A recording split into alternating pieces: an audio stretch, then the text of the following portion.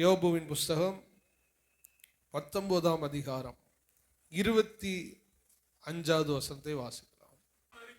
என் மீட்பர் உயிரோடு இருக்கிறார் என்றும் அவர் கடைசி நாளில் பூமியில் நிற்பார் என்றும் நான் அறிந்திருக்கிறேன். ஆண்டவருடைய நாமங்களை குறித்து பேரை குறித்து பார்த்துக்கிட்டு இருக்கோம். போன வாரம் என்ன பார்த்தோம்? யெகோவா சபையோத் அப்படின்னு சொல்லி நம்ம பார்த்தோம். இந்த நாட்களில் இந்த என் மீட்பர் உயிரோடு இருக்கிறார் அப்படின்னு இங்கே யோபு சொல்றது, அந்த வேர்டுடைய அர்த்தம் என் மீட்பர் என்கிற அர்த்தம் எபிரேய பாஷையிலே கோயேல்.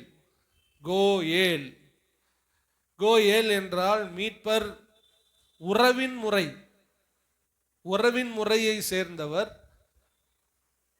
இன்னொரு இது உறவின் முறையோடு கூட இருந்து என்னை மீட்பவர்.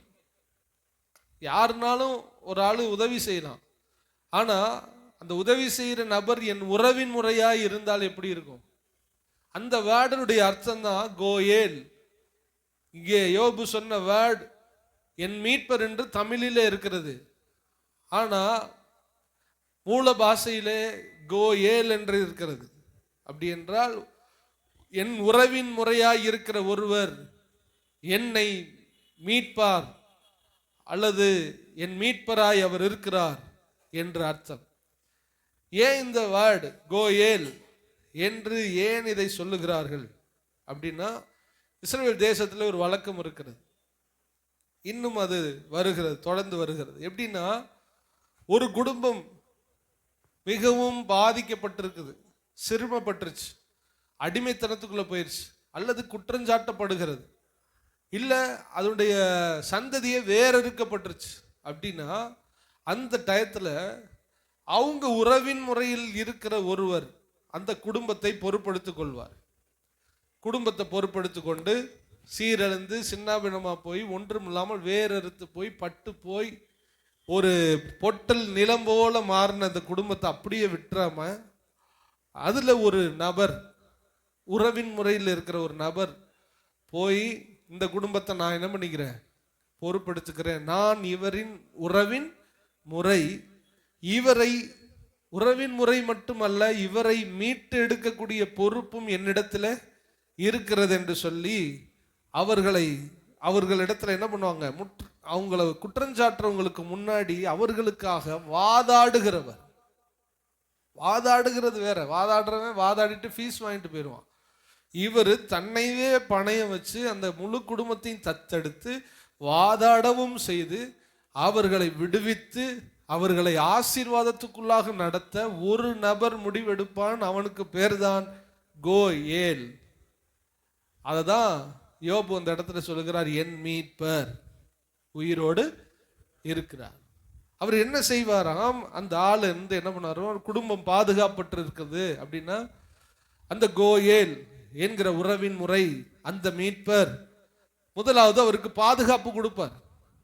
அந்த குடும்பத்தில் நான் இனி அந்த குடும்பத்தை நான் பார்த்துக்கிறேன், பாதுகாப்பு கொடுப்பார். அடுத்து அவர்களுக்காக ஆதரவாய் நிற்பார். பாதுகாப்பு வேற, ஆதரவு வேற. எந்த தீமையும் அணுகாமல் பாதுகாப்பாக இருப்பது கொஞ்ச நேரம் இருக்க முடியும், ஆனா தொடர்ந்து இருக்க முடியாது ஒரு ஆள்னால. அதுக்கு பேர் தான் ஆதரவு. ஆதரவா இருப்பார் அந்த உறவின் முறையில் உள்ளவர்.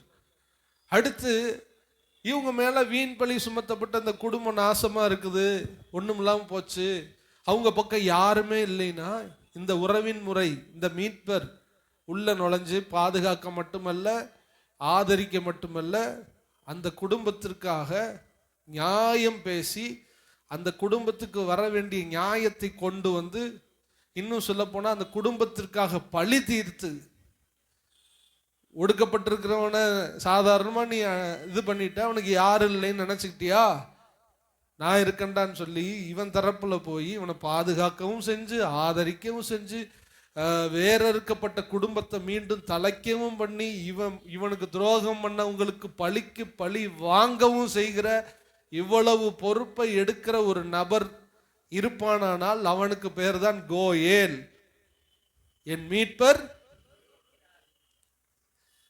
ஆண்டவருக்கு இப்படி ஒரு பேர் இருக்கு. படிச்சு பார்த்தா உணர்ந்த ஆண்டவர் நம்ம மேல எவ்வளவு அன்புள்ளவராய் இருக்கிறார், ஆதரவாய் இருக்கிறார், பாதுகாப்பாய் இருக்கிறார், நமக்காக நியாயம் தீர்க்கிறவராய் இருக்கிறார். எல்லாரும் உதறி நம்மை தள்ளினாலும் நம்மை சேர்த்து கொண்டு நான் உன் பக்கத்துல இருக்கேன். ஒரு குடும்பம் ஒண்ணும் இல்லாம போயிடுச்சுன்னா யார் வருவா நினைச்சு பாருங்க. இந்த காலங்கள்ல யார் வருவா? பணம் இருந்தால் வருவாங்க, அவங்களால ஏதாவது லாபம்னா வருவாங்க, அவங்களுக்கு ஏதாவது சொத்து இருக்குதுன்னா வருவாங்க. இது எது இல்லாம ஒரு ஆள் வருதுன்னா அது எந்த வெளிப்பாடு, எதிலிருந்து ஆண்டவர் அந்த நபரை கொண்டு வருகிறார்? இது போலதான் உலகம் உன்னை வெறுத்தாலும், மற்றவர்கள் உன்னை தூர தள்ளினாலும், மற்றவர்கள் உன்னை துரோகம் பண்ணினாலும், எல்லாரும் மறந்தாலும், தாய் மறந்தாலும், தகப்பன் மறந்தாலும், சகோதரன் மறந்தாலும், உன் பிள்ளை மறந்தாலும், உனக்கென்று ஒரு மீட்பர் இருக்கிறார். கோ ஏல், நான் உன் மீட்பர், நான் உன் உறவின் முறை, உன்னை காப்பாற்ற வந்தவர். எவ்வளவு ஒரு நல்ல ஆண்டவர். கைகளை தட்டி ஆண்டவர் மகிமைப்படுத்துவோமா? அல்லேலூயா. யெகோவா சபையோத், சேனைகளின் கர்த்தர், யெகோவா ரோகி, மேய்ப்பர். பாருங்க, ஒரு தெய்வத்தை பார்த்தா ஒரு தெய்வத்துக்கு ஒரு குணம் தான் இருக்கும். நம்முடைய ஆண்டவரை பாருங்களேன். நம்மை மேய்க்கிறவர், நம்மை பாதுகாக்கிறவர், நமக்காக யுத்தம் பண்ணுகிறவர், நம்மை மீண்டும் சேர்த்து கொள்ளுகிறவர், இங்கு நம்முடைய உறவின் முறை, நம்முடைய மீட்பர். அல்லேலூயா. அடுத்து இந்த கோயல், இந்த நபர் எதுக்கெல்லாம் உதவுவார்னா பாதுகாப்பார், ஆதரிப்பார், பழி தீர்ப்பார். நான் இருக்கேன் இந்த குடும்பத்துக்கு சப்போர்ட்டா, யாரும் தொட முடியாது. சில இதுல ஒரு பிரச்சனையில மாட்டிட்டு அந்த குடும்பத்துல வாதாடவும் ஆள் இருக்காது, பைசாவுக்கு ஆள் இருக்காது, அந்த அப்படியே போயிடும். கடவுள் தான் பார்த்தா உண்டு அப்படின்னு சொல்லிக்கிட்டு இருப்பாங்க பாருங்க. அப்ப அந்த கடவுளே இறங்கி வர்றதுதான் அந்த கோயல். அப்படியே அந்த நியாயம் கெட்டு போயிடும். நியாயம் விசாரிக்க யாரும் இல்லை, அப்படியே விட்டுருவாங்க. மேன்மக்கள் உயர்வார்கள், கீழ்மக்கள் அப்படியே இருந்ததை வாதாடவும் பைசா இருக்காது, வாய்தாக்கு போகவும் முடியாது, எதுவும் பண்ண முடியாது, வக்கீலுக்கு பைசா கூட கொடுக்க முடியாது. அதை விட்டுருங்க. என் பிள்ளைய இப்படி அடிச்சு கொண்டு போட்டாங்க, அவ்வளோதான். வாதாடவும் காசு இல்லை, எவனும் எனக்கு உதவியும் இல்லை, அதோட அது அப்படியே விடுங்க.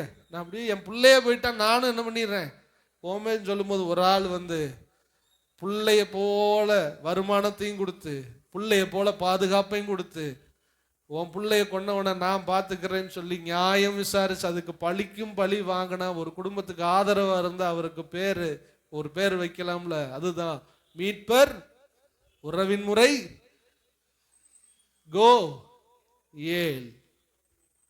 கோ ஏல், என் மீட்பர், என் உறவின் முறை. அல்லேலூயா. அப்ப இதை மட்டும் உங்க செய்யல, அவருடைய சொத்துக்கள் இருக்கும். இப்போ கடன் வாங்கிட்டாங்க, சொத்தை வட்டிக்கு மேலே வட்டி வாங்கி அதை பிடுங்க போகும்போது இந்த மீட்பர் உள்ளே போயிடுவான். போய் அந்த சொத்தை ஃபுல்லாக என்கிட்ட என்ன பண்ணு தா, பைசா அவ்வளோ இருக்குது அவன்கிட்ட, நான் வாங்கிக்கிறேன். வாங்கி அதே சொத்தை அவன் வச்சுக்கிறாம அதை யார்கிட்ட கொடுக்குறான்? அந்த ஒடுக்கப்பட்ட அந்த குடும்பத்துக்கு கொடுக்குறான். இன்னும் அந்த குடும்பத்தில் யாராகிலும் அடிமையா இருந்தால் இவன் தான் தன்னுடைய பணத்தை கொடுத்து அடிமையை மீட்டு அவனை சுதந்திரவாளியாக மாற்றுகிறான். குடும்பத்துக்கு அநியாயம் நடந்தால் அந்த அநியாயத்தை போராடி நியாயம் வழங்குகிறான். இவனுக்கு பேரு தான் என் மீட்பர், உறவின் முறை. யோபு இதை சொல்லுகிறான். யோபு இந்த வேர்டை சொல்வதற்கு காரணம் இருக்கிறது. யோபு ஏன் இந்த வார்த்தையை சொல்ல வேண்டும்? யோபுக்கு 10 பிள்ளைகள். யோபு என்ற ஒரு மனுஷன் வாழ்ந்தான். புதுசா வந்தவங்க நீங்க புரிஞ்சுக்கிறதுக்காக சொல்றேன். யோபு என்கிற ஒரு மனுஷன் இருந்தான். அவன் செல்வ சீமானாய் பெரிய பணக்காரனாய் இருந்தான். அவனுக்கு பிள்ளைகள் இருந்தார்கள். எவ்வளவு பிள்ளைங்க இருந்தாங்க? யோபு 1க்கு போயிட்டீங்கன்னா உங்களுக்கு தெரியும். அவர்களுக்கு 7 குமாரரும் 3 குமாரத்திகளும் இருந்தார்கள். அவ்வளவு பிள்ளைங்க அவனுக்கு இருந்தாங்க. அடுத்து அவனுடைய சொத்து மதிப்பு 7000 ஆடு. அன்னைக்கு ஆடு மாடு தான் சொத்து. 7000 ஆடுகளும் 3000 ஒட்டகங்களும் 500 ஏறு மாடுகளும் 500 கழுதைகளும் மிருக ஜீவன்கள் அவனிடத்துல இருந்தது. ஏராளமான வேலைக்காரர்கள் அவனிடத்துல இருந்தார். யோபு ஏன் இந்த வேர்டை சொல்றாரு அப்படின்னா, யோபு தன் பிள்ளைகளை இழந்து போகிறான். ஒரே நாளில் அவனுடைய பிள்ளைகள் 10 பேரும் சாகிறார்கள். ஒரு பார்ட்டியில ஒன்னா இருக்கும்போது, ஒரு ஆளு பிறந்த நாள், ஒரு ஃபங்க்ஷன், அப்படி ஒன்னா இருந்து பேசிக்கிட்டு இருக்கும்போது அப்படியே அந்த வீடு சரிஞ்சு விழுந்து அப்படியே சாகுறான். அடுத்து அதே வேளையிலே அவருடைய ஆடு மாடுகள் எல்லாம் அந்நியர்கள் கொண்டு போயிட்டாங்க, வேலைக்காரர்களும் கொல்லப்பட்டார்கள். இப்படி ஒரு இழப்பை அவன் சந்திக்கிறான். அது மட்டும் இல்ல, கொஞ்ச நேரத்தில் நம்ம உடம்புல பொக்களமா கிளம்பி நோய் அதிகமாய் நோய்வாய்ப்படுகிறான். மனைவி, சொந்த மனைவி, அவன் படுகிற அவஸ்தையும் அவனையும் பார்த்து, நீ தேவனை தூசித்து உன் ஜீவனை விடு, இன்னுமே ஆண்டவர் மேல நம்பிக்கை வச்சவன், புள்ள போயிருச்சு, சொத்து போயிருச்சு, சரீரத்துல சுகம் இல்லை, இன்னும் என்ன ஏசு ஏசு, இன்னும் என்ன ஆண்டவர் சொல்ற, நீ அவரை சபிச்சுட்டு உங்களை தேடுனதுக்கு எனக்கு இதான்ப்பா கிடைச்சிச்சுன்னு நீ சொல்லிட்டு செத்துரு அப்படின்னு சொல்றாங்க. மனைவி அவளை தள்ளினார். நண்பர்கள் எல்லாம் வந்தார்கள். வந்து ஆறுதல் சொல்லலை. என்ன சொன்னாங்கன்னா, நீ பாவம் செஞ்சதுனால தான் என்ன ஆயிடுச்சு, இப்படி ஆயிடுச்சு உனக்கு. சொந்தங்கள் எல்லாம் ஒதுங்கி போனார்கள். ஏதோ ரகசிய பாவம் செஞ்சுட்டான் யோபு, அதனாலதான் இவ்வளவு பிரச்சனைகளை அவன் என்ன பண்ணுகிறான், சந்திக்கிறான் என்று சொல்லி இவங்கெல்லாம் சொல்லி குற்றஞ்சாட்டி, மனைவி குற்றஞ்சாட்டுறா, நண்பர்கள் வந்து குற்றஞ்சாட்டுறாங்க. வெந்து ஒண்ணும் இல்லாம உட்கார்ந்துருக்கான். வந்து உட்கார்ந்து கதை சொல்றாங்க, நீ பாவம் செஞ்சடா, நீ பாவம் செஞ்சதுனால இப்படி ஆயிடுச்சு, ஆண்டவர் இப்படிலாம் உன்னை செய்ய மாட்டாரு, நீ ஏதோ தப்பு பண்ணியிருக்கன்னு குற்றஞ்சாட்டி, அதற்கு ஏத்த மாதிரி சாட்சியும் தன் குடும்பத்தை அவன் இழந்து, மனைவியும் கூட எல்லாம் போய் உலகமே ஊரே பேசுது, யோபு பாவி, யோபு பாவி, யோபு செஞ்ச தப்புக்கு தாண்டா இன்னைக்கு இந்த தண்டனையை வாங்கிக்கிட்டு இருக்கான், எல்லாம் பேசிக்கொண்டு இருக்கும் பொழுதுதான் யோபு சொன்ன வேர்டு, எல்லாரும் நீங்க என்னை புறக்கணிக்கலாம், எல்லாரும் என்னை தப்பா நினைக்கலாம், எல்லாத்தையும் நான் இழக்கலாம், என் மனைவி என்னை தூசிக்கலாம், என் நண்பர்கள் என்னை பழி சுமத்தலாம், ஆனால் இப்பொழுது நான் அனாதையாக விடப்பட்டிருக்கிறேன், எனக்கு ஒரு கோயேல் என் மீட்பர் என் உறவின் முறை உயிரோடு இருக்கிற அந்த வேர்டை யோபு யூஸ் பண்ற. அந்த வேர்டு எவ்வளவு ஒரு ஸ்ட்ராங்கான வேர்டு தெரியுமா? கடவுள் இருக்கிறார் நம்ம சொல்லல, அந்த அர்த்தத்தை நீங்கள் புரிந்து கொள்ளுங்கள். எல்லாரும் என்னை மறந்தாலும் எனக்கு ஒரு உறவின் முறை இருக்கிறார், என்னை சிருஷ்டித்தவர். என் மனைவி என்னை மறந்துச்சு, என் பிள்ளைகள் என்னை விட்டு போனாங்க, ஆனாலும் இந்த உறவின் முறையாகிய என் ஆண்டவர் என்னோடு கூட இருக்கிறார், என் மீட்பர் உயிரோடு கூட இருக்கிறார்.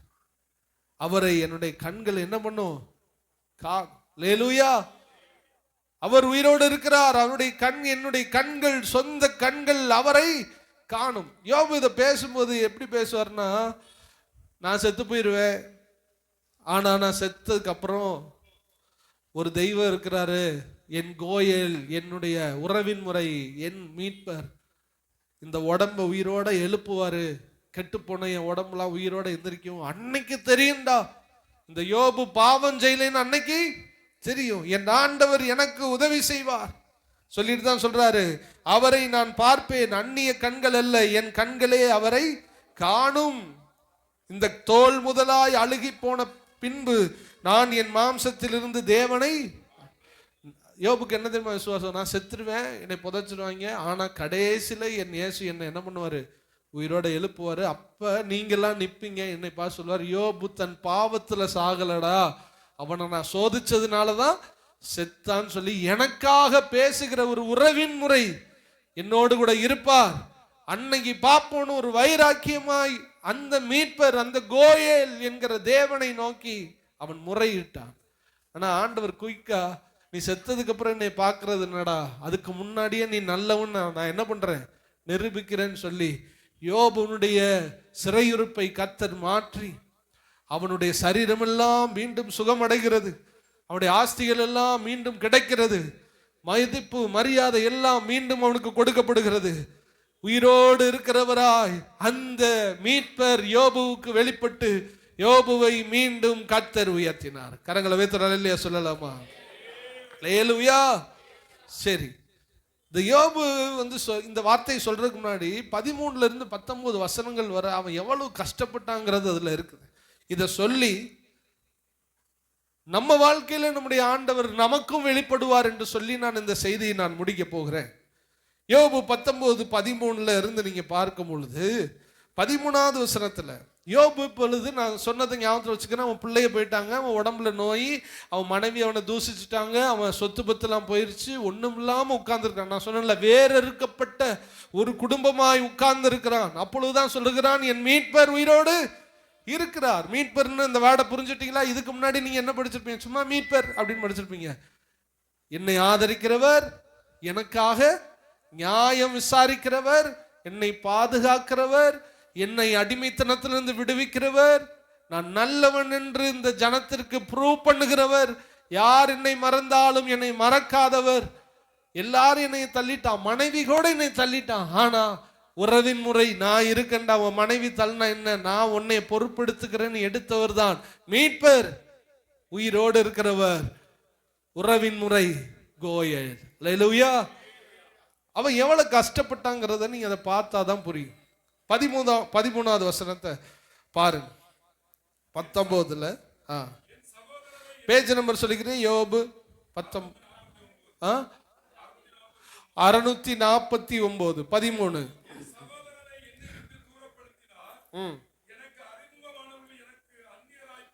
அவனுடைய சகோதரர்கள், அதாவது அவனோடு கூட இருக்கிறவர்கள், அவருடைய சொந்தங்கள் பந்தங்கள் எல்லாம் அவனை விட்டு இப்ப என்னவாயிருச்சு? எப்ப இந்த மீட்பர் வெளிப்படுறாருன்னு அவன் சொல்றாங்கிறத நீங்க புரிஞ்சுக்கணும். அப்படியானால் யோபுடைய சூழ்நிலை என்ன? எல்லாரும் அவனை, அவன் சகோதரர் என்னை விட்டு தூரப்படுத்தினார். அவனோடு கூட இருந்தவர்கள், சகோதரர்கள் என்றால் சொந்தங்கள் பந்தங்கள், நெருங்கின உறவின் முறை உடையவர்கள், எல்லாரும் அவரை விட்டு தூரமாய் போனார். நம்மளை விட்டும் சில வேளைகள்ல உலகம் நம்மளை விட்டு என்னவா இருக்கும்? தூரமா தூரமா போயிடுவாங்க. யோபு செல்வ சீமானாய் சரீரத்துல சுகம் இருக்கும் பொழுது நிறைய பேர் கூட இருந்தாங்க. ஆனா யோபு இப்பொழுது உடம்புல நோய், கடனு, ஒண்ணு இல்லை, ஓடு மட்டும்தான் மிச்சம், ஓடு சாம்பலும். இப்ப யாரு கூட இருப்பா? அவன் சகோதரர்கள் அவனை விட்டு தூர போனார்கள். தேவனே தூரப்படுத்தினார், அந்த இடத்துக்கு அவனை கொண்டு வந்தார். ஆனாலும் அவன் சொல்றான், என் மீட்பர், என் உறவின் முறை என்னோடு கூட இருக்கிறார். இந்த இடத்துல நீங்களும் தூரப்பட்டிருக்கீங்களா? உங்களையும் தூரப்படுத்திட்டாங்களா? சொந்தம் இருந்து, பந்தம் இருந்து, அண்ணன் இருந்து, தம்பி இருந்து, எனக்கு என்ன பிரதர், யார் என்னை கண்டுக்கிறது இல்லை, என்னை யாரும் மதிக்கிறது இல்லை, நான் தூரப்பட்டு போயிட்டேன், என்னை அப்புறப்படுத்திட்டாங்க, எனக்கு அவங்களுக்கு சம்பந்தமே இல்லாத ஒரு வாழ்க்கையை மாறிச்சு, இந்த ஸ்டேட்டஸ் என்னை பிரிச்சிருச்சு.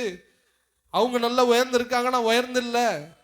நல்லா இருக்கும்போது வந்தாங்க, இல்லது என்னை மாதிரியே அவங்களும் தாழ்ந்து இருக்கும் போது ஒன்னா இருந்தாங்க, ஆனா அவங்க உயர்ந்துட்டாங்க, நான் தாழ்ந்ததுனால அவங்க என்னை விட்டு தூரமா.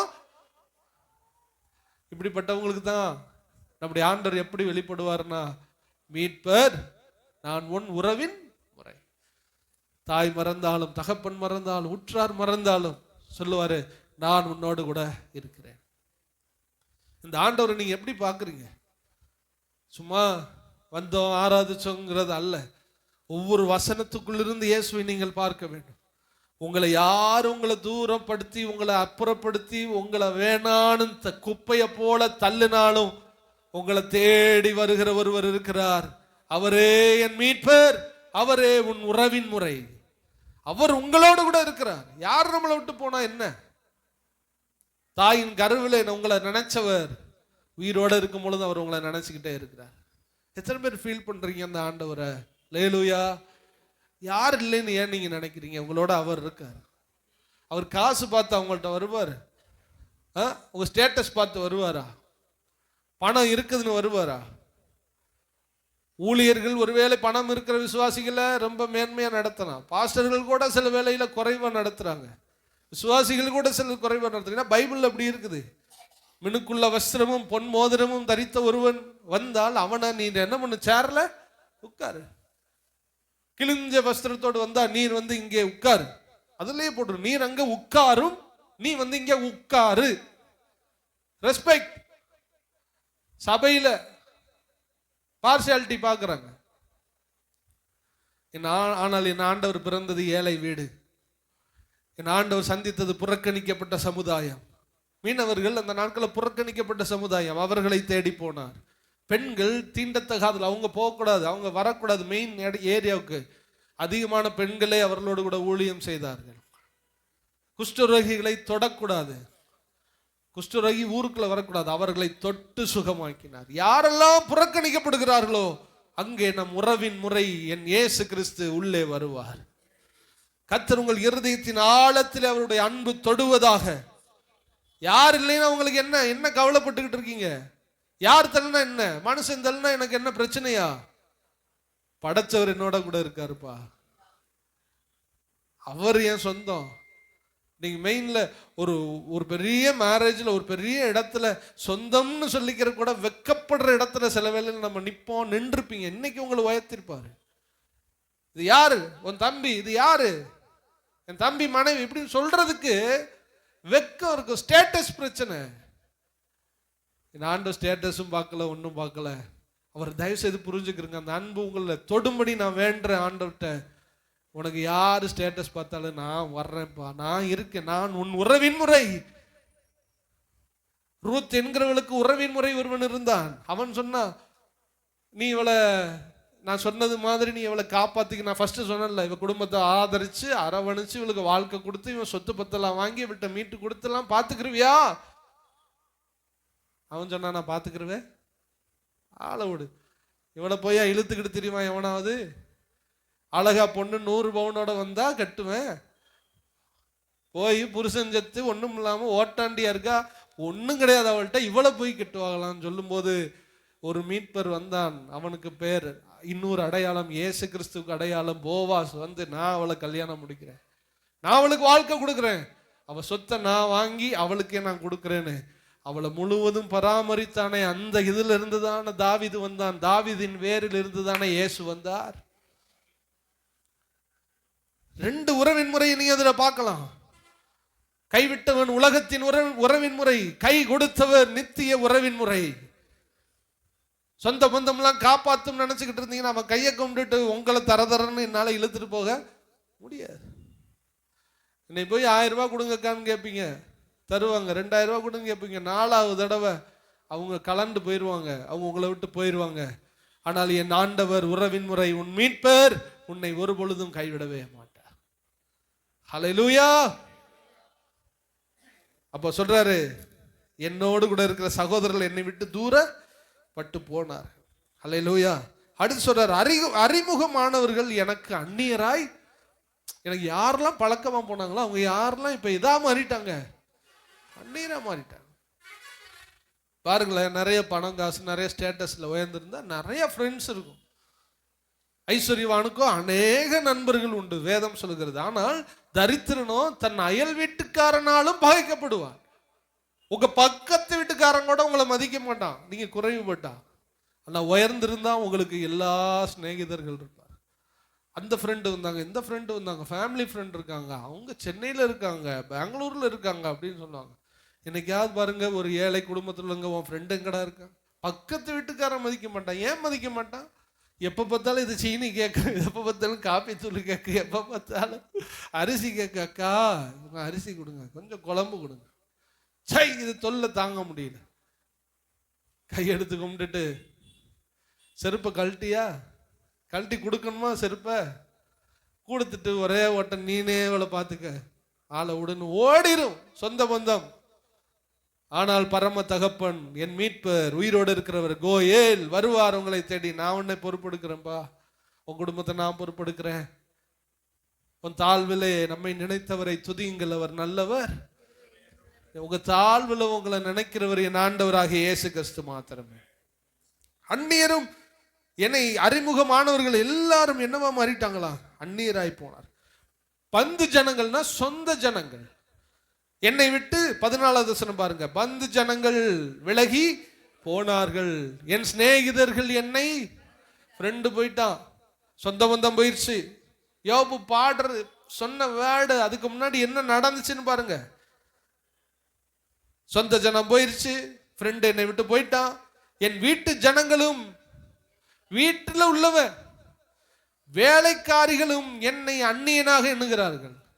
சம்பளம் கொடுத்தா தானே வருவான். தலைவரை ஓட்டெடுத்து சொரிஞ்சுக்கிட்டு இருக்காரு, சொரிஞ்சுக்கிட்டு இவா காப்பி எடுத்துட்டு வாங்க, ஓட வேலைக்காரன் கூட மதிக்கல. எவ்வளவு கை நீட்டு சம்பளம் வாங்கியிருப்பான், எவ்வளவு போனஸ் கொடுத்திருப்பாரு திருவிழாக்கு. ஆள் நொடிஞ்சு போயிட்டாரு முதலாளி. வாடா வந்து சுடுதண்ணி ஏதாவது வச்சு குடிக்க, பொண்டாட்டினை விட்டுட்டு போயிட்டா.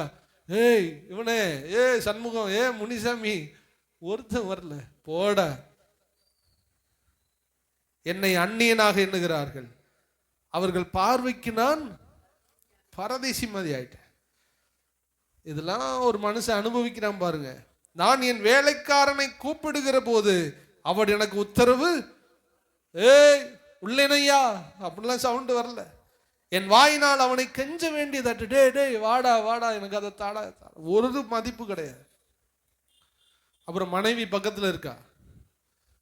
மனைவிக்கு இவன் விடுற மூச்சு கூட அருவருப்பா இருந்துச்சா. என் சுவாசம் என் மனைவிக்கு அப்படின்னா உங்களுக்கு புரியுதா? உடம்பு ஃபுல்லா புண்ணு. 2 நாள் அத்தான் தொடச்சிக்கு இருந்திருப்பா. அத்தான்ட்ட ஒன்றும் இல்லைன்னு தெரிஞ்சு போச்சு இவளுக்கு. இவனை வச்சு கட்டி இழுத்துக்கிட்டு, இவன் கிழவனா இருந்தாலும் டப்புன்னு தலைவனியை வச்சு அம்மிக்கு காலி பண்ணிடலாம். இவருக்கு எல்லாம் வயசா இருக்கான். இவன் இந்த பொண்ணோட என்னைக்கு கிடப்பான், இவன் சாகவும் மாட்டான் போல. சாகிற நேரத்தில் ஆண்டவரேன்னு கூப்பிடுறான், உயிர் ஊசலாடிக்கிட்டே இருக்கு. இவனோட இருந்தா நமக்கு செட் ஆகாதே அப்படின்னு சொல்லிட்டு அந்த சுவாசம் கூட பிடிக்கல அவளுக்கு. பக்கத்துல வராதா, சி இதெல்லாம் நடக்குமா மனுஷனுக்கு? சொல்லுவாங்க, நான் உயர்விலும் தாரிலும் உன்னை விட்டு பிரிய மாட்டேன். அதெல்லாம் சும்மா. இங்க யோபுட்ட பார்த்தா வேலைக்காரனும் பிரிஞ்சுட்டான், சொந்தக்காரனும் பிரிஞ்சுட்டான், மனைவி அவனை விட்டு போயிட்டாங்க. கெஞ்ச வேண்டியதாயிற்று. என் கற்பத்தின் பிள்ளைகளுக்காக பரிதவிக்கிறேன். பிள்ளை ஏதாவது செய்யும் பார்த்தா பிள்ளைகளும் செத்து போச்சு. முன்னாடி யோபு வெள்ளையும் சொல்லையுமா போகும்போது சின்ன பிள்ளைங்க வாலிபர்லாம் எந்திரிச்சு நிற்பாங்களாம். பைபிள்ல இருக்குது, எந்திரிச்சு நிற்பாங்க. ஆனா இப்ப ஒரு குட்டி பையன் கூட அவனை கேலி பண்றான். ஓட்டத்துல ஓட்ட சொரிஞ்சுக்கிட்டு ஒருத்தன் உட்கார்ந்துருப்பான் பாருன்னு. சிறு பிள்ளைகள் என்னை கேலி செய்கிறார்கள், அசட்டை பண்ணுகிறார்கள். நான் எழுந்தால் அவர்கள் எனக்கு விரோதமாய் பேசுகிறார்கள். என் பிராண சிநேகிதர் எல்லாரும் என்னை வெறுத்தார்கள். என்னை சிநேகித்தவர்களுக்கு எல்லாருக்கும் நான் விரோதியாக மாறிவிட்டேன். இந்த கோயேல் என் மீட்பர், என் உயிரோடு இருக்கிறார், என் உறவின் முறைன்னு சொல்றதுக்கு முன்னாடி இதை நம்ம தியானிச்சாகணும். அப்ப என்னென்ன பட்டான்? அவனை அந்நியனாக்கினார்கள், அவனை துரத்தினார்கள், அவன் மனைவி அவளை அருவருத்தால், வேலைக்காரர்கள் அவனுக்கு காது கொடுத்து கேட்கல, சின்ன பிள்ளைங்க கூட கேலி பண்ணுச்சு. இப்படி கேலி பண்ணும்போது தான் யோபு இந்த வேர்டை சொல்றான், நீங்க எல்லாரும் என்னை விட்டு போங்கடா, நீங்க யாரும் என்னை புரிஞ்சுக்கிற மாட்டீங்க. எல்லாரும் சொல்றான், இவன் பண்ண தப்புக்கு தாண்டா இப்படி சாகுறான், பண்ண என்ன பாவம் பண்ணானோ தெரியல. யோபுன்னு சொல்லும்போது அவன் மனசுல சொல்லுவான், நான் எந்த பாவம் பண்ணலையா, நான் எந்த பாவம் பண்ணல, ஏன் என் குடும்பத்துக்கு இப்படி நடக்குது, யாராவது எனக்கு ஆதரவு சொல்லுங்க. நண்பன் வந்தான், அவனை ஆதரவு சொல்லவில்லை, மனைவியை ஆதரவு சொல்லவில்லை, எல்லாரும் தூசிக்கும் பொழுது யோபுவுக்கு மனதிலே ஒன்று தோன்றினது, யார் என்னை கைவிட்டாலும், யார் என்னை மறந்தாலும் என் ஆண்டவருக்கு இன்னொரு பேர் இருக்குதுயா, கோயேல், என் மீட்பர், என் உறவின் முறை. உங்களுக்கு புரிஞ்சிருக்கும். ஃபர்ஸ்ட் சொன்ன உறவின் முறைன்னா என்ன? யாரால் கைவிடப்பட்டாலும் அவர்களுக்கு ஆதரவு தருகிறவர், யாருக்கு நியாயம் இல்லையோ அவர்களுக்கு நியாயம் செய்கிறவர். யோபுவை கை தூக்கி எடுத்தார். சில காலத்திலேயே யோபுவை கர்த்தர் மீண்டும் உடம்பு சரியாக்கிட்டார். பணம் காசு புகழ் எல்லாம் வந்துருச்சு. பிள்ளைகளை கொடுத்தார், மதிப்பு மரியாதை கொடுத்தார். மீட்பர், உயிரோடு இருக்கிறவர், அவரின் உறவின் முறையாய் என் ஆண்டவர் இயேசு. அந்த நாட்களில் அவருக்கு இயேசு என்ற பேர் இல்லை, அன்னைக்கு அவர் வெளிப்பட்டு யோபுவை உயர்த்தினார். அல்லேலூயா. செய்தியை நான் சொல்லி முடிக்க போறேன். உங்க வாழ்க்கையிலையும் இன்னைக்கு இந்த மீட்பர் உங்களுக்கு என்ன செய்ய போகிறார், நமக்கு என்ன செய்ய போகிறார்? உங்களை யாராவது வெறுத்து இருக்கிறாங்கன்னா இந்த இடத்துல நீங்க அழுகக்கூடாது, நீங்க கண்ணீர் வெடிக்க கூடாது. என்னை வெறுத்துட்டாங்கன்னு நீங்க சொல்லாதீங்க. இன்னைக்கு ஆண்டவர் நம்மிடத்துல எப்படி வெளிப்பட போகிறார் என்றால், அவர் நம்மை ஆதரிக்கிறவராய் வெளிப்பட போகிறார். அல்லேலூயா. அந்நியரை போல உங்களை விரட்டிட்டாங்க, உங்களை அற்பமா என்றாங்கன்னா உங்களை சேர்த்து கொள்ளுகிறவராய் அவர் வெளிப்படுவார். உங்களை எல்லாரும் மறந்துட்டாங்க, உங்க குடும்பத்தையே மறந்துட்டாங்க. முன்னாடிலாம் நான் நல்லா இருக்கும்போது முதல்ல பத்திரிக்கை வந்து கொடுப்பாங்க. எப்போ பத்திரிக்கை லாஸ்டா வந்து தரேன். நான் உங்களுக்கு என்ன சொன்னேன், பத்திரிக்கையே லாஸ்டா கூட வேணாம், மை போடணுமே. லாஸ்டா வந்து தர்றான், மறந்துட்டான். யாரும் என் பேச்ச கேட்கல, என் கணவன் மனைவி பிள்ளைகள் எல்லாரும் என்னை மதிக்காம போயிட்டாங்க இப்படிங்கிற சூழ்நிலையில சரீரத்துல வேதனை இப்படி இருந்தீங்கன்னா, இன்னைக்கு ஆண்டவர் சொல்லுகிற வார்த்தை, நான் உன்னோடு கூட இருக்கிறேன். ஹல்லேலூயா. எத்தனை பேர் நம்புறீங்க? எத்தனை பேர் விசுவாசிக்கிறீங்க? நான் உன்னோடு கூட இருக்கிறேன். மனுஷன் உன்னை கைவிட்டாலும், தாய் உன்னை கைவிட்டாலும், யோபு சொல்லும் போது தூரத்தில் உள்ளவங்க மட்டும் கைவிடலை, என் குடும்பமே என்னை கைவிட்டுச்சு, என் பிள்ளைகள் என்னை விட்டு போயிட்டாங்க, என் மனைவி என்னை கைவிட்டாங்க, என் நெருங்கினவர்கள் என்னை விட்டு போனார்கள், ஆனாலும் என் மீட்பர் என்னோடு கூட இருக்கிறார். இன்னைக்கு அந்த டீப்பா நீங்க கொஞ்சம் யோசிங்க. எல்லாரும் உங்களை விட்டு பிரிவார்கள், எல்லாரும் உங்களை விட்டு தூரம் போவார்கள், ஆனால் அழைத்த ஆண்டவர், மீட்பர், உங்கள் உறவின் முறையாய் இருக்கிற ஆண்டவராக இயேசு கிறிஸ்து உங்களை விட்டு ஒரு நாள் விலகவே மாட்டார். ஹல்லேலூயா. உங்களுக்காக எல்லாவற்றையும் அவர் செய்தவர். இப்ப இந்த லெந்து நாள்னு சொல்லுவாங்க, தவக்காலம் சொல்றாங்க, அதான் உலகத்துல அனுசரிச்சுக்கிட்டு வர்றாங்க. உங்களுக்கு நான் சொல்றேன், இந்த மீட்பர் நமக்கு என்ன செய்தார் என்றால், நம்முடைய எல்லா பாவங்களையும் அவர் சுமந்து கொண்டார். உங்க பாவத்தை யாராவது சுமக்க முடியுமா? இன்னைக்கு நீங்க உங்களை, நான் கொலை பண்ணிட்டேன், என்னைய தூக்கில போட போறாங்க, இங்க இருக்கிற யாராவது வந்து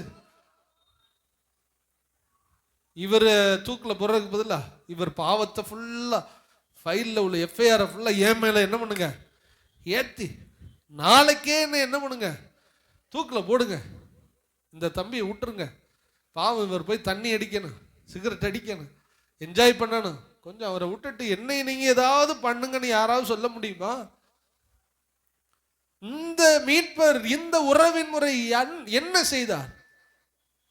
ஒரு தகப்பன் தன் பிள்ளைக்காக ஜீவனை கொடுக்க யோசிக்கிற இந்த நாளிலே, நாம் யாரோ அவர் யாரோ, ஆனால் அவர் நம் உறவின் முறையாய் மாறினார். பரலோகத்திலிருந்து இறங்கி வந்து பிள்ளைகள் மாம்சத்தையும் இரத்தத்தை உடையவர்களாக இருக்க, நமக்கு இரத்தமும் சதை இருக்கிறதுனால இந்த இறைவன் இறங்கி வந்து அவரும் இரத்தமும் சதையும் உள்ள இந்த உடலை பெற்றுக்கொண்டு நம் சொந்தக்காரராய் மாறினார், கோயேலாய் மாறினார். வந்து உன்னுடைய பாவத்தை, எங்களுடைய பாவத்தை, எல்லா பாவத்துக்கும் நரகத்துக்கு போக வேண்டும், இதை எல்லாவற்றையும் தன் பக்கமாய் சுமந்து கொண்டவர் தான் என் மீட்பர்,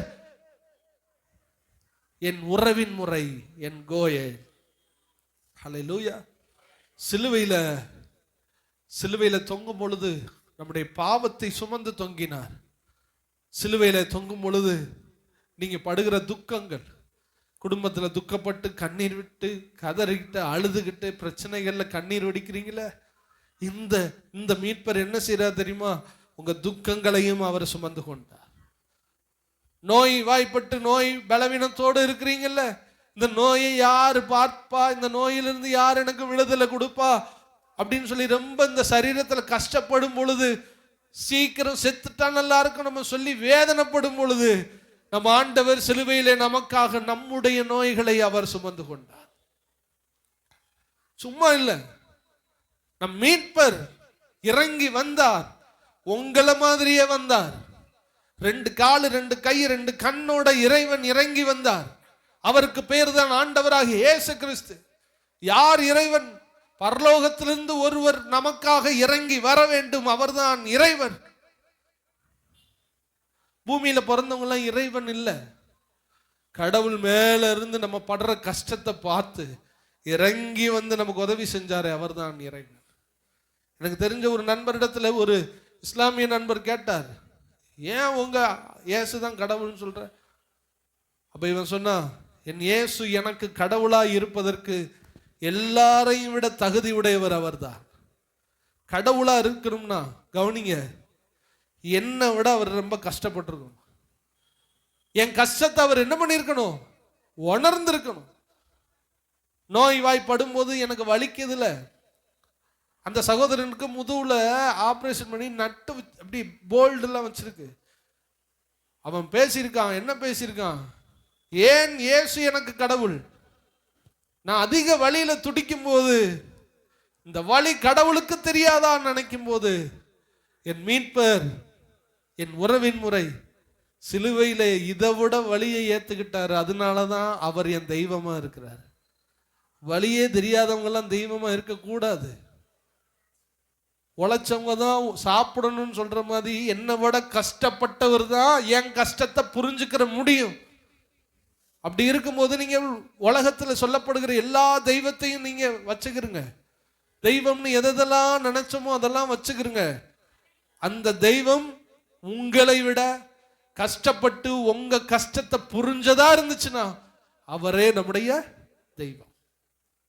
அப்ப இயேசு என்ன செய்தார்? கால் வலிச்சா கால் மட்டும் தானே வலிக்கும். அவர் உடம்புல 5000 தழும்புகள். அவர் அவ்வளவு வேதனைப்பட்டார், அவ்வளவு பாடுபட்டார். உடம்புல நோயை சுமந்தா என்ன வலியோ அந்த வலியை இயேசு கிறிஸ்து சிலுவையிலே சுமந்தார். உங்களை அவமானப்படுத்தி உங்களெல்லாம் அற்பமா நினைக்கிறாங்கல்ல, உங்களை கேவலமா நினைக்கிறாங்கல்ல, இயேசுவை மெயின் சிட்டி சென்னை நினைச்சுக்கிறோம். இன்னைக்கு சென்னையில் பாரிஸ் கார்னர் அல்லது அந்த சரவணா ஸ்டோர்ஸ்லாம் இருக்கிற அந்த இடம் தான் மெயின் தமிழ்நாட்டில். அதில் ஒரு சின்ன ஒரு இன்னர், ஒரு ட்ரெஸ், ஒரு சின்ன ஒரு டிராயர் மட்டும் ஏசப்பாவுக்கு போட்டு தெரு வழியை எச்சி துப்பி அடிச்சு இழுத்துட்டு போனா. உங்களை இதை விடையா அவமானப்படுத்திட்டாங்க? என்னை விட அவமானப்பட்டவர் என் உறவின் முறை, என் புள்ள அவமானப்படுது, இதை காப்பாற்றணும்னு சொல்லி அவர் இறங்கி வந்து எப்படி அவமானப்பட வேண்டும் என்று நம்மை விட பல 100 மடங்கு அவமானப்பட்டவர் தான் ஆண்டவராக இயேசு. கவலை, கண்ணீர், துக்கம், வேதம் சொல்கிறது அவர் துக்கம் நிறைந்தவராய் பாட அனுபவித்தார். அநேகருடைய துக்கங்களை அவர் ஏற்றுக்கொண்டார். உங்களை விட அவர் பல கவலை அவருக்கு இருந்துச்சு. வேர்வை வழியா ரத்தம் வந்துச்சு, சாதாரணமா வராது. ரொம்ப டென்ஷன் ஆகி ரொம்ப மன அழுத்தம் உள்ள ஒருவருக்கு இரத்த நாளல்கள் தெரித்து அது வேர்வை வழியா வருமா? வந்ததில்லையா யாருக்கும்? இயேசுக்கு வந்துச்சுன்னா அவருக்கு தாங்க முடியாத மன அழுத்தத்தில் இன்னைக்கு இருந்தார். உங்களுக்கு மன அழுத்தம் மனசுக்கு சரியில்லைன்னு சொல்லும் போதெல்லாம் உங்களை விட மனசுக்கு கஷ்டப்பட்ட ஒரு மீட்பர் கோயேல் உங்களுக்காக அதை அனுபவித்தார். ஏன் இதை அனுபவிக்கணும்? நான் ஃபர்ஸ்ட் சொன்ன இஸ்ரவேல்ல ஒரு முறைமை, அந்த குடும்பத்தில் உள்ள எல்லாத்தையும் ஏத்துக்கிறவன் தான் மீட்பர். உறவின் முறை, நம்முடைய எல்லாவற்றையும் ஏற்றுக்கொண்டார். நீங்க நான் செஞ்ச பாவத்துக்கு 7 நரகம் கூட காணாது. சாத்ராக், மேசாக், ஆபேத்நேகோவை போட்டு 7 மடங்கு தீ போட்டானா. எவ்வளவு கெட்ட வார்த்தை, எவ்வளவு பேச்சு, எவ்வளவு பார்வையில தப்பு, எவ்வளவு சிந்தனையில தப்பு, நம்மளை எத்தனை நரகத்துல போடணும். ஆனா என் ஆண்டவர் நம்முடைய பாவத்தை தன் சரீரத்திலே சுமந்தார். என் மீட்பர் கோயேல், என் உறவின் முறை. என் துக்கத்தை அவர் சுமந்தார், என் அவமானத்தை அவர் சுமந்தார்.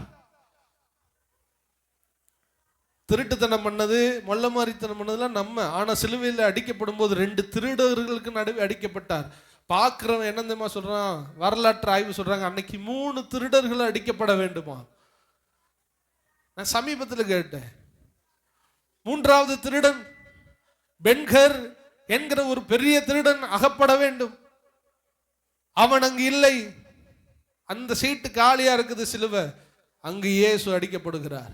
பார்க்கிறவனுக்கெல்லாம் தெரியும், இத்தனை ஜட்மெண்ட்ல திருட்டு பயல்களெல்லாம் அடிக்க போறோம் சிலுவையிலன்னு சொல்லும் போது அந்த ஜட்மெண்ட் டேல 2 திருடன் இருக்கிறான், நடுவில் ஒருவர் தொங்குகிறார். திருடர்களில் ஒருவராக அவர் எண்ணப்பட்டார். திருட்டுத்தனம் பண்ணதெல்லாம் யாரு? நம்ம. அவர் என்ன திருட்டுத்தனம் பண்ணாது? காசுல திருட்டுத்தனம், சொத்துல திருட்டுத்தனம், பேச்சுல திருட்டுத்தனம். உறவின் முறை கோயேல், என் மீட்பர். நான் உன்னை பொறுப்படுத்துக்கிறேன்.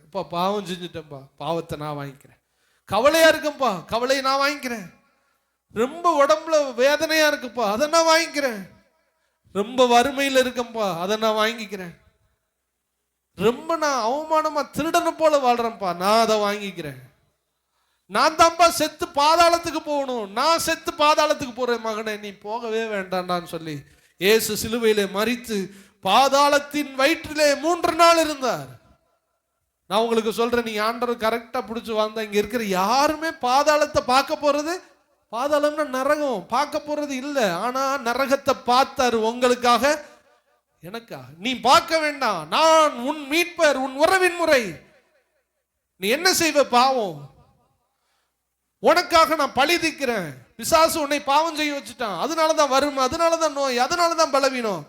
உனக்காக நான் பழி வாங்குவேன், நான் பார்த்துக்கிறேன்டான்னு சொல்லி என் பாவத்தை சுமந்தார், என் நோயை சுமந்தார், என் வறுமையை சுமந்தார். எனக்கு திருடன் என்கிற பெயர். திருடுங்க உலகம் சொல்லினால் நமக்கு தெரியும், நம்ம திருடன். நம்ம பேரை அவர் வாங்கிட்டார். நமக்காக மரண தண்டனை அவர் பெற்றார்.